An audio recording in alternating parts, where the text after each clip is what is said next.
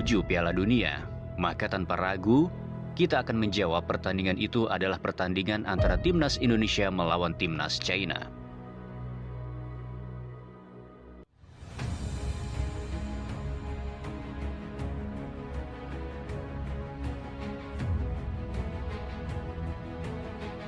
Ini bukan hanya sebuah laga. Ini adalah pertandingan hidup dan mati bagi para punggawa Garuda. Jangankan kekalahan, bahkan hasil imbang pun bisa menjadi mimpi buruk. Sebab itu bisa membuka peluang besar bagi timnas Indonesia disalib di laga terakhir. Bukan berarti kita pesimis, kita justru realistis. Target mengejar posisi 2 tampaknya kian menjauh. Maka target paling realistis saat ini ialah menang melawan China dan amankan posisi 3 ataupun 4. Karena pertandingan melawan China akan menjadi pertarungan nasib, penentu arah sejarah, dan momen krusial yang akan mengguncang masa depan sepak bola Indonesia. Lalu siapa sajakah yang layak mengemban tanggung jawab terbesar dalam sejarah sepak bola Indonesia? Siapa 11 orang terbaik yang akan berdiri di garis depan saat Garuda menjamu China dalam laga hidup mati penentu nasib menuju pentas dunia? Formasi 3-4-1-2 akan menjadi senjata utama timnas Indonesia. Memang hingga kini masih belum ada kejelasan soal hukuman kartu kuning yang diterima oleh Marten Pas. PSSI kabarnya tengah mengajukan banding, berharap sang tembok terakhir Garuda bisa tetap tampil di laga krusial kontra China. Namun jika banding itu kandas, maka satu nama yang siap mengemban tanggung jawab besar menjadi benteng terakhir penjaga gawang Garuda Timnas adalah Emil Audero. Ini bukan hanya menjadi laga hidup mati bagi timnas, tapi juga bisa menjadi debut paling menentukan dalam karir seorang Emil Audero.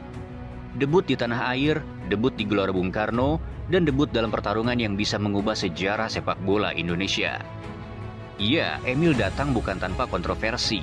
Meski dukungan supporter terus mengalir, tak bisa dipungkiri ia masih berdiri di tengah pusaran keraguan dan kritik. Namun justru disitulah letak kisah besarnya. Di balik pundaknya kini, harapan 270 juta rakyat Indonesia bergantung padanya. Di garis pertahanan akan berdiri 3 tembok kokoh, Rizky Ridho, Jay Itzes, dan Justin Hubner. 3 sosok yang tak hanya bertugas menjaga benteng pertahanan, tapi juga menjaga kehormatan sebuah bangsa.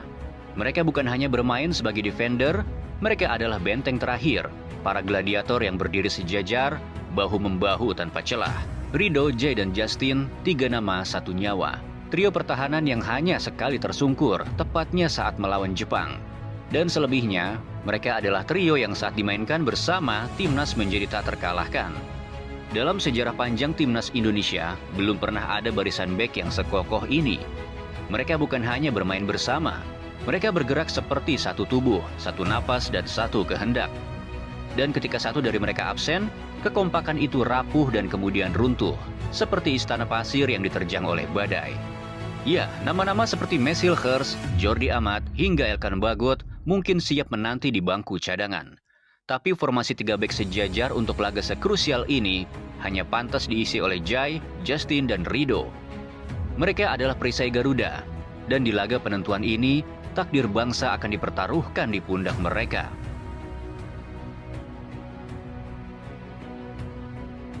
Di posisi bek kiri dan kanan timnas akan ada nama Kelvin Verdong dan Kevin Dix. Saat kita menoleh ke sisi lapangan, 2 sosok inilah yang bisa menjadi pembeda antara kemenangan dan kehancuran. Duet Kevin Dix dan Kelvin Verdong, duet yang saat ini bisa disebut sebagai kombinasi terbaik yang dimiliki oleh timnas Indonesia di sektor sayap pertahanan. Khusus nama Kelvin Verdong, kita semua tahu dia bukan pemain biasa. Ia adalah senjata yang tajam ketika ditempatkan di tempat yang tepat, yaitu bermain sebagai full back kiri. Namun sayangnya, 2 kali sudah kita menyaksikan Verdong dipaksa bermain di posisi yang bukan habitat aslinya, yaitu left center back atau LCB. Yang pertama melawan China dan yang kedua melawan Australia. 2 pertandingan mengubah posisi Verdong, dan yang terjadi 2 kekalahan yang menghancurkan timnas Indonesia.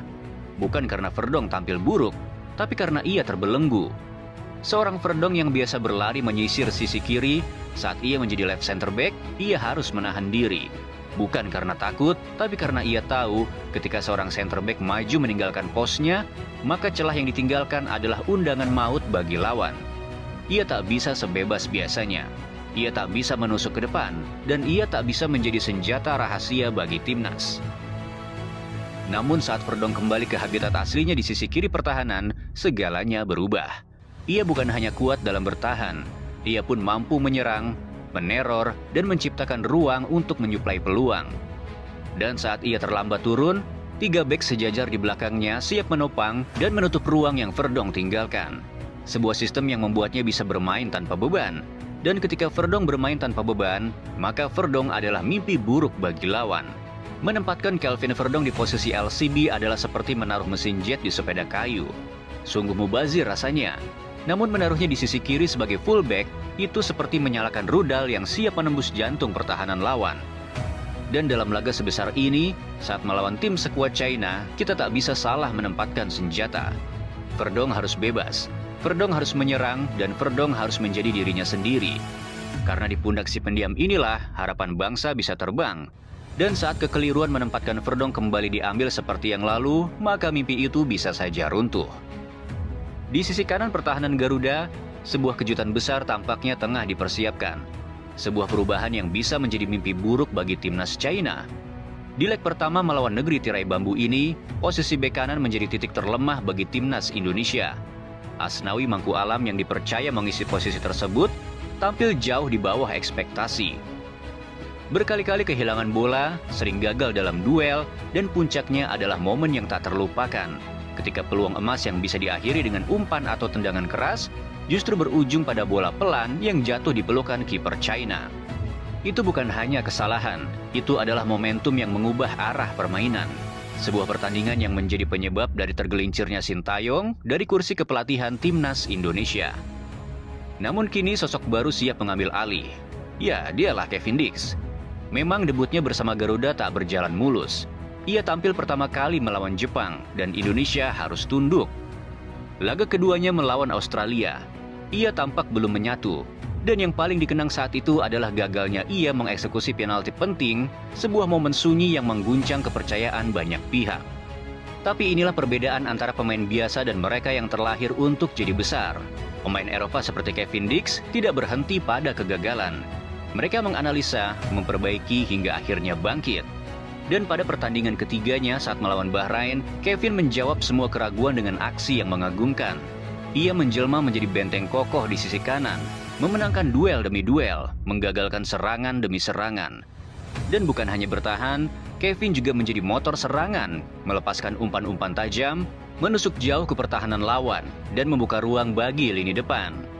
Kini bersama Kelvin Verdonk di kiri dan Kevin Dix di kanan, timnas Indonesia memiliki 2 sayap pertahanan yang tak hanya kokoh saat bertahan, tapi juga tajam saat menyerang. 2 pedang di ujung sayap Garuda, 2 energi yang bisa mengubah sisi lapangan menjadi arena kehancuran bagi lawan. Dan duet ini, duet antara Kevin dan Verdonk, bukan hanya sebagai pengisi posisi. Mereka adalah roh dari keseimbangan timnas Indonesia. Dalam menyerang, mereka menciptakan teror. Dalam bertahan, mereka seperti menyegel gerbang terakhir. Dan dalam pertandingan hidup mati ini, mereka bisa menjadi pembeda antara gugur atau terbang ke langit menuju mimpi Piala Dunia. Kini kita melangkah ke jantung pertempuran, zona tengah lapangan, tempat di mana arah laga ditentukan dan nasib sebuah tim dipertaruhkan. Di sektor ini hanya ada 2 punggawa yang berdiri tegak, Tom Hai dan Joey Pelopessi. 2 otak, 2 mesin, dan 2 peran yang berbeda namun saling melengkapi. Yang satu adalah arsitek, yang satunya lagi adalah penghancur. Tom adalah sang kreator, otak serangan timnas Indonesia. Sementara Joey adalah penjaga gerbang terakhir sebelum lawan menyentuh jantung pertahanan kita. Satu mengukir, yang satunya lagi menggempur. Dan peran mereka bukan hanya penting, mereka adalah pondasi. Kita tentu masih ingat betapa rapuhnya lini tengah timnas Indonesia ketika dihantam Australia. Saat itu duet antara Tom dan Nathan begitu mudah ditembus. Dan hasilnya timnas Indonesia remuk, kemudian 5 gol bersarang tanpa ampun. Namun saat menghadapi Bahrain semuanya berubah. Saat itu masuklah Joey Pelopessi. Dan malam itu, lini tengah kita yang semula mati, kemudian seperti berhasil terlahir kembali. Joey menjalankan satu tugas mulia, yaitu rebut saja bola dan serahkan kepada Tom. Sederhana bukan? Tapi di sanalah letak kekuatan sejatinya. Dengan Joey yang berdiri kokoh dalam menghentikan setiap serangan dari sektor tengah, Tom pun mendapatkan ruang. Bukan hanya sekadar space, melainkan ruang untuk berpikir, untuk mengimajinasikan, dan untuk mengukir serangan demi serangan. Dan kita semua tak akan pernah lupa momen emas itu. Sebuah umpan pendek dari Joy ke Tom. Dan Tom mengirim direct ball menusuk ke jantung pertahanan Bahrain. Marcelino menerima bola visioner itu, kemudian mengirim bola itu ke Ole Romani, dan gol pun tercipta. Sebuah pola paling sederhana, namun jadi pola paling mematikan. Sebuah kombinasi yang tak hanya mengubah permainan, tetapi juga mengubah harapan menjadi hidup, bahkan bisa mengubah sejarah. Dan dalam laga melawan China, laga yang penuh tekanan dan laga penuh pertaruhan antar bangsa, duet ini akan menjadi denyut nadi Garuda. Jika duet ini bermain dengan sempurna, maka langit GBK akan bergetar. Jika mereka gagal, maka gelap akan menyelimuti mimpi ke Piala Dunia. Namun malam itu kita percaya, Joy akan menjadi palu, dan Tom akan menjadi kuas. Dan kita pun tak akan berhenti untuk meyakini jika mereka akan menuliskan cerita kemenangan untuk bangsa ini.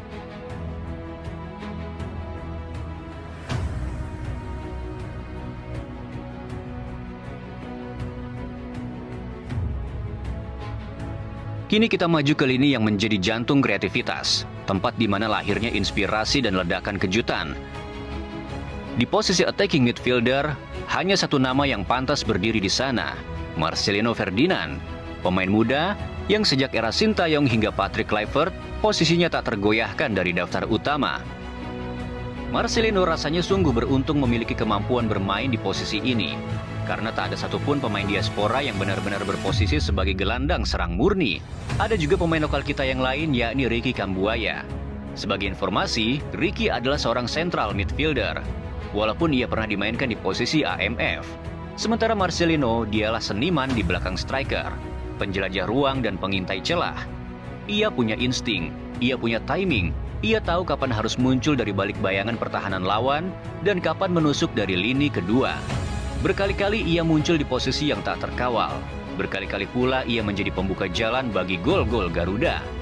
Namun seperti cahaya, kadang ia terlalu menyilaukan.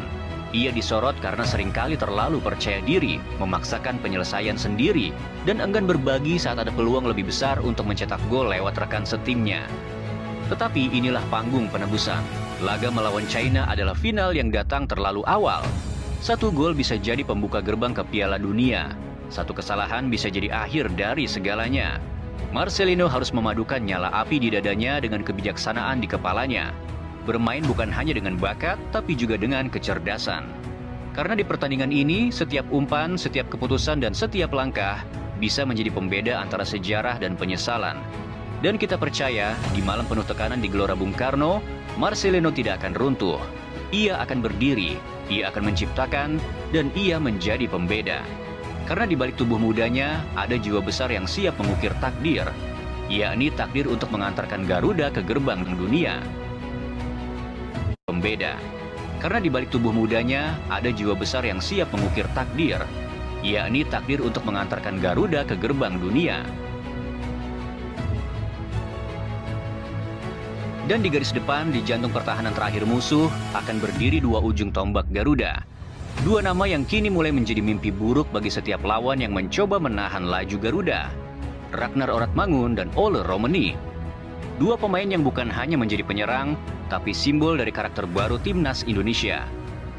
Karakter yang tangguh, tak kenal lelah, dan siap bertempur dari peluit pertama hingga detik terakhir. Inilah duet yang mewujudkan filosofi Catenaccio versi Nusantara.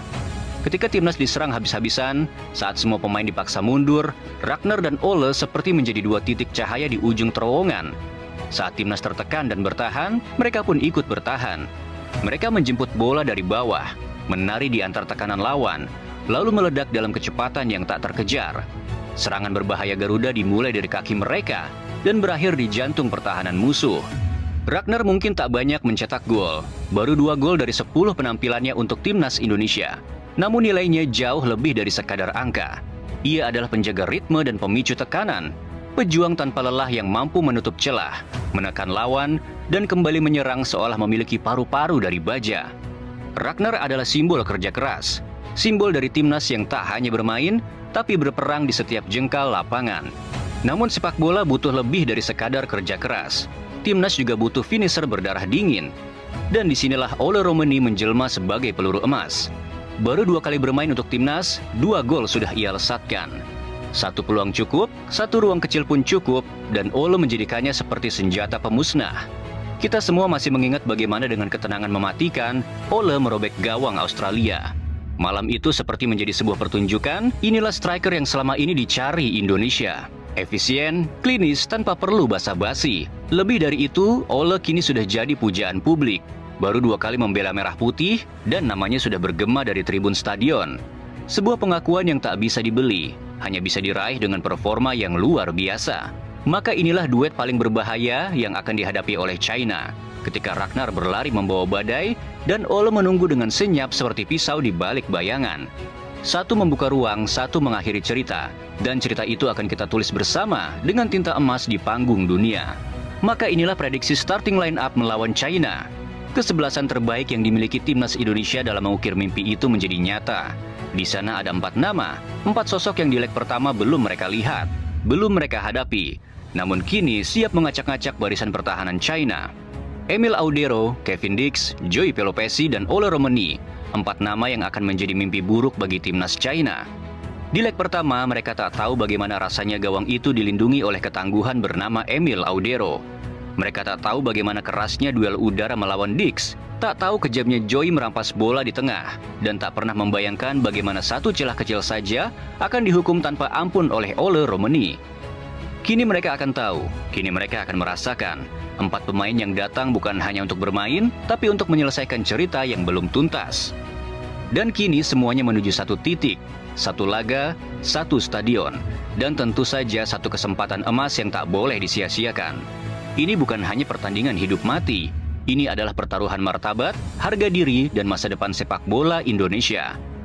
Ketika peluit dibunyikan di GBK nanti, dunia akan menyaksikan bahwa Merah Putih bukan lagi tim penggembira, tapi pasukan yang siap mengguncang dunia. Kita tak datang untuk menonton sejarah, kita datang untuk menulisnya, dengan darah, keringat, dan semangat yang tak pernah padam, untuk Indonesia, untuk mimpi yang tak pernah padam.